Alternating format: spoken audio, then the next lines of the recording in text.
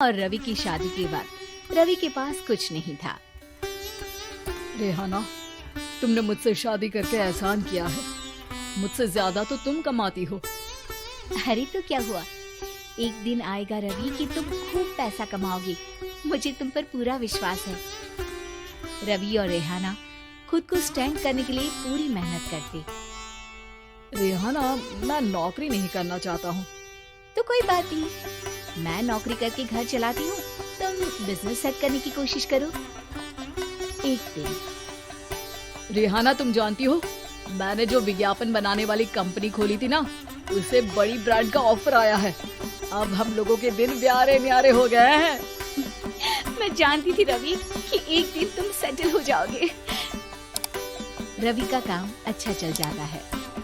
एक दिन वो रेहाना से कहता है, रेहाना, अब हम लोगों का बच्चा भी हो गया है। बहुत छोटा है वो, उसका ख्याल कैसे रखेंगे हम? ऐसे क्या, मैं गांव से माँ को लेकर आ जाती हूँ। नौकरी से हाफ डे ले लिया करूँगी। अभी तो वो छोटा है, स्कूल जाने तक मैं मैनेज कर लूंगी। देखो रेहाना, मैं अब अच्छा कमा रहा हूँ। तुमको नौकरी करके परेशान होने की कोई जरूरत नहीं है। अरे कैसी बात कर रहे हैं, मैं अपनी लगी लगाई नौकरी कैसे छोड़ दूं? और मैंने तो सुना है हम लोगों को कुछ ही महीनों में सरकारी नौकरी मिल जाएगी।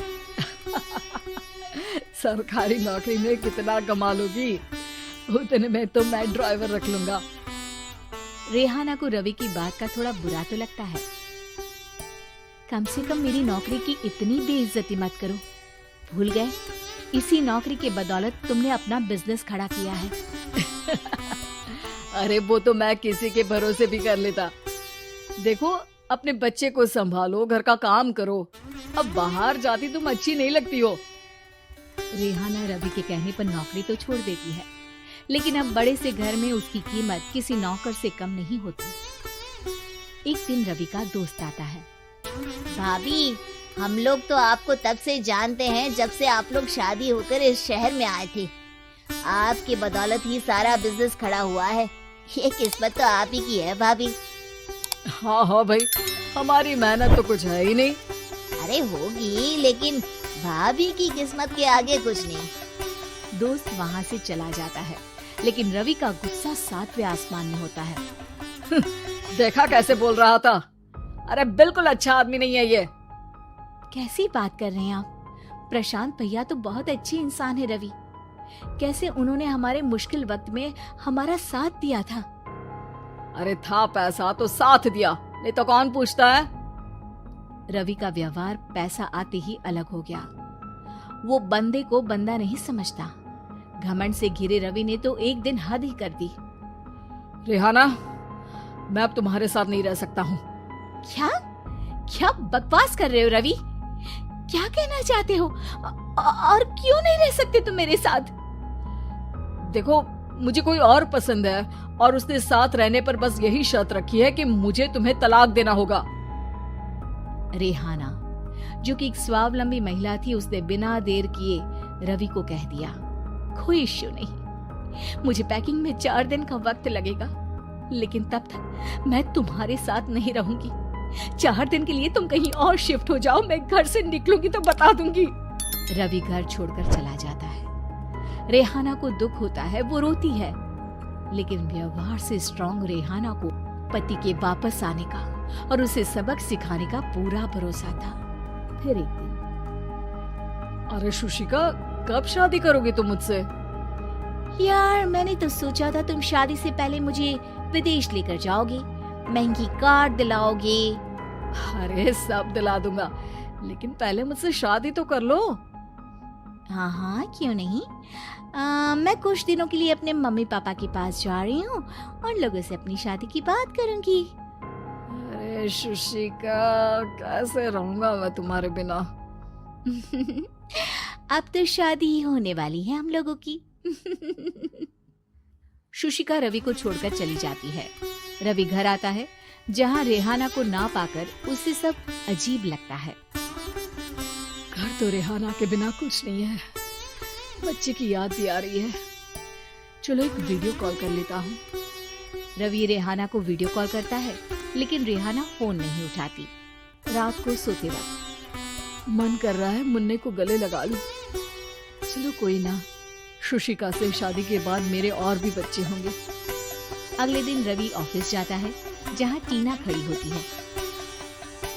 सर, आपने अपने नए ऐड के लिए मॉडल की रिक्वायरमेंट डाली थी ना, मैं उसी के लिए आई हूँ। रवि टीना को देखकर खुश हो जाता है। अब शादी हो गई है तुम्हारी? नहीं सर, बस अच्छा सा हैंडसम और अमीर लड़का देख रहे हैं मेरे मम्मी पापा। रवि के दिमाग से तो टीना को देखकर शुशिका का ख्याल भी खत्म हो जाता है। अरे यार, ये लड़के मिल जाए कितने सुंदर है। शुशिका तो इसके आगे कुछ नहीं है। क्या तुम्हें ऐसा नहीं लगता कि मुझसे मिलकर तुम्हारी ये खोज खत्म हो गई है? आप तो 2 बच्चों की पापा लग रहे हैं। अरे नहीं नहीं, मेरी शादी तो हुई थी, लेकिन बीवी को किसी और से प्यार था, मुझे छोड़कर चली गई। खैर, टीना की दोस्ती रवि से हो जाती है, लेकिन 1 महीने बाद शुशिका रवि के पास वापस आती है। मेरे मम्मी पापा तुमसे मिलना चाहते हैं, लेकिन उन लोगों को ये मत बताना कि तुम पहले से शादीशुदा हो, और हाँ, शादी से पहले अपनी सारी प्रॉपर्टी तुमको मेरे नाम करनी होगी। अरे पागल, अब मैं तुमसे शादी ही नहीं करना चाहता। भला ऐसी लालची औरत से कौन शादी करेगा? तभी वहाँ टीना आ जाती है। रवि, ये पागल सी औरत कौन है? देखो, तुमने ही कह दिया ना पागल, तो पागल ही है। पता नहीं कौन है, कह रही है शादी कर लो, लेकिन शादी से पहले अपनी सारी प्रॉपर्टी मेरे नाम कर दो। बोल तो सही रही है। वैसे तुम जानती हो, मेरी एक सहेली है, उसके पति ने उसे पैसा आते ही छोड़ दिया, जबकि उसको खड़ा करने वाली ही मेरी सहेली थी। और मुझे भी भरोसा नहीं है। अगर मैं भी तुमसे शादी करूंगी तो तभी जब तुम मेरे नाम अपनी सारी प्रॉपर्टी कर दोगी। अरे हाँ, क्यों नहीं, बिल्कुल कर दूंगा। रवि और टीना की शादी की तारीख तय हो जाती है। वो अपनी सारी प्रॉपर्टी के कागज लेकर शादी वाली जगह पर पहुंचता है, लेकिन वहाँ टीना आती नहीं। रवि टीना को मैसेज करता है, कहाँ हो? सॉरी, मैं तुमसे शादी नहीं कर सकती, मुझे तुमसे भी ज्यादा पैसे वाला मिल गया। रवि को गुस्सा आ जाता है। वो गुस्से से सारा डेकोरेशन तोड़ रहा होता है कि वहाँ रेहाना आ जाती है। सर, क्या हो गया? क्या डेकोरेशन पसंद नहीं आई आपको? तुम यहाँ क्या कर रही हो? मैं यहाँ की डेकोरेटर हूँ। क्या आपको पसंद नहीं आई यहाँ की सजावट? रवि दौड़कर रेहाना के गले लग जाता है। मुझे माफ कर दो रेहाना। रवि रेहाना के गले लग जाता है और रेहाना टीना को थैंक्स का मैसेज करती है।